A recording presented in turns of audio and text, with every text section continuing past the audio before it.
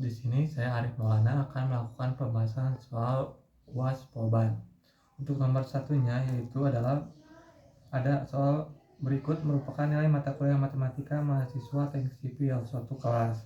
Di dalam suatu tabel itu ada nilai dari 30 sampai 39, 40 sampai 49, 55 9, 66 9, 77 9, 88 9, 99 9. Untuk frekuensinya yaitu ada 3, 7, 8, 12, 9, 6, dan 5. Jika mahasiswa-mahasiswi yang lulus matematika memiliki tinggi di atas interval rata-rata, berapa jumlah mahasiswa-mahasiswi yang lulus mata kuliah matematika? Untuk menjawabnya itu kita membuat tabel terlebih dahulu. Untuk tabelnya kita diisi akan memasukkan nilai frekuensi XI FI dikali XI. Untuk nilainya yang sudah saya sebutkan tadi dan frekuensinya, untuk mencari XI-nya yaitu untuk yang pertama itu 30 sampai 39 dibagi 2. Untuk jawabannya ada 34,5. Untuk seterusnya dilanjutkan dengan cara yang sama kayak tadi. Untuk mencari FI dan XI-nya, caranya adalah frekuensi dikali XI. Untuk yang pertama 30 sampai 39, caranya itu 3 dikali 34,5 sama dengan 103,5. Untuk 49 juga sampai 99 menggunakan cara yang sama kayak tadi. Untuk mencari rata-rata menggunakan rumus X sama dengan sigma FI dikali XI per sigma FI, dan X sama dengan X sama dengan 3275 per 50, jawabannya sama dengan 65,5. Untuk mencari rumus yang gagal yaitu N sama dengan L ditambah dalam kurung X dikurang Fx per F tutup kurung dikali P. Untuk N sama dengan nilai interval rata-rata, L tepi bawah kelas interval, X penanganan siswa yang gagal, P panjang kelas, Fx frekuensi kelas sebelum interval, F sama dengan frekuensi kelas interval. Lalu masukkan nilai data yang tadi, 65,5 sama dengan 59,5 ditambah dalam kurung X dikurang 18 per 12 tutup kurung dikali 10. Lalu lanjutkan 65,5 dikurang 59,5 sama dengan X dikurang 18 per 12 dikali 10. Lalu lanjutkan 6 sama dengan X dikurang 18 per 12 dikali 10. Lalu lanjutkan lagi 6 dikali 12 per 10 sama dengan X dikurang 18.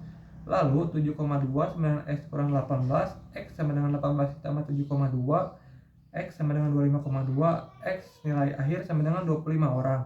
Kesimpulan, mahasiswa yang lulus mata kuliah matematika adalah 25 orang.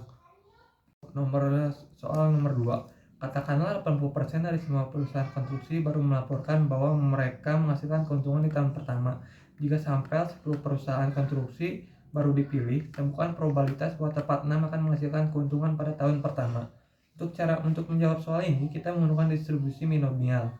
Diketahui N sama dengan 10, X sama dengan 6, P sama dengan 80% didesimalkan menjadi 0,8, Q sama dengan 20% didesimalkan menjadi 0,2. Lalu masukkan rumus P dalam kurung 6 tutup kurung sama dengan N faktorial per X faktorial dikali dalam kurung N dikurang X tutup kurung F sama dengan faktorial dikali P akar X dikali Q akar N dikurang X.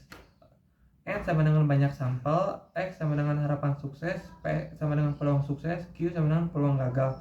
Lalu masukkan angka yang di atas untuk ke dalam rumus sama dengan 10 faktorial per 6 faktorial dikali dalam kurung 10 dikurang 6 tutup kurung faktorial dikali 0,8 akar 6 dikali 0,2 N dikurang 6. Lalu lanjutkan yang tadi sama dengan 10 dikali 9 dikali 8 dikali 7 dikali 6 faktorial per 6 faktorial dikali 4 dikali 3 dikali 2 dikali 1 lalu dikali 0,26214 dikali 0,0016 lalu lanjutkan menjadi sama dengan 210 dikali 0,262144 dikali 0,0016 lalu hasilnya yaitu ada 0,0880.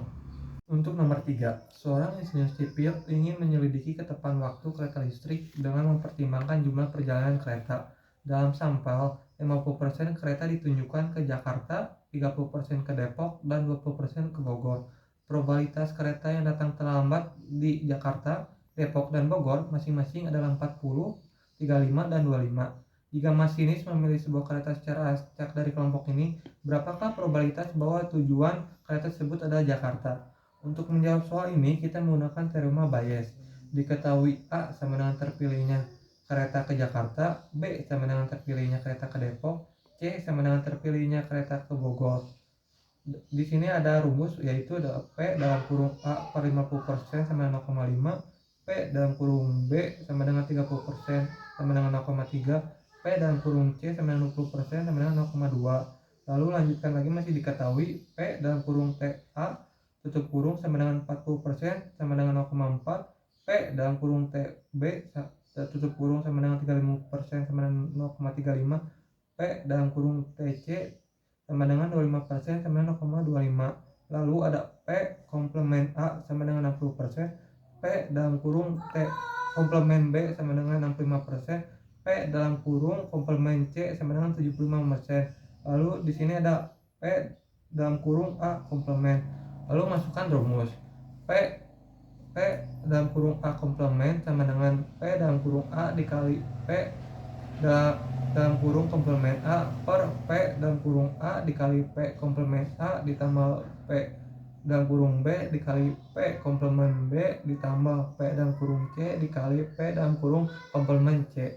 Lalu masukkan angka yang sudah diketahuinya, sama dengan 0,5 dikali 0,6 per dalam kurung 0,5 dikali 0,6 tutup kurung ditambah dalam kurung 0,3 dikali 0,65 ditambah dalam kurung 0,2 dikali 0,75. Lalu sama dengan 0,3 per 0,3 ditambah 0,195 ditambah 0,5. Lalu jawabannya ada 0,3 per 0,645. Lalu dikecilkan lagi menjadi 20 per 43, diperkecil lagi menjadi 0,4651. Untuk soal terakhir, suatu perusahaan konstruksi mengklaim bahwa beton yang diproduksi memiliki kuat tekan yang lebih tinggi dari 225 kg per cm kuadrat.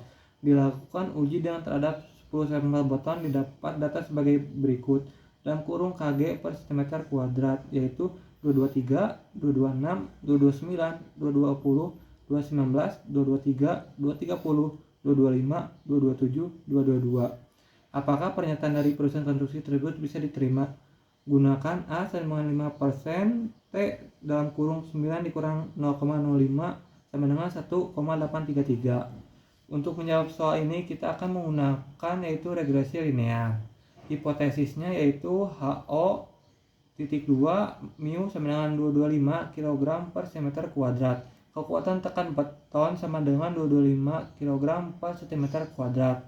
H1 titik 2 mu lebih besar dari 225 kg per cm kuadrat. Kekuatan tekan beton lebih besar dari 225 kg per cm kuadrat. Diketahuinya N sama dengan 10, X bar total dari 10 sampel dibagi 10, yaitu hasilnya adalah 224,4. Lalu ada standar deviasi.